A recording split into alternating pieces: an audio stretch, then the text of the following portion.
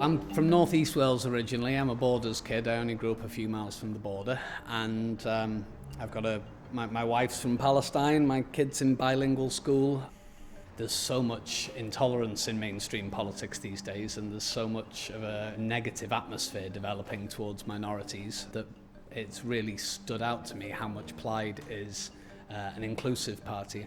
I believe in community democracy, and to me, people haven't been really being represented by Cardiff and London, so I believe that standing as a councillor it's a job.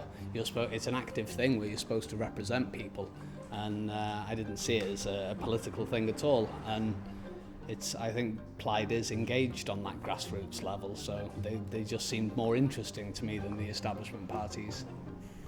And when you look at Plaid's policies as well, they very much are orientated towards decentralising government power away from the big central bureaucracies in Cardiff and London, and they're very interested in supporting local initiatives, local democracy.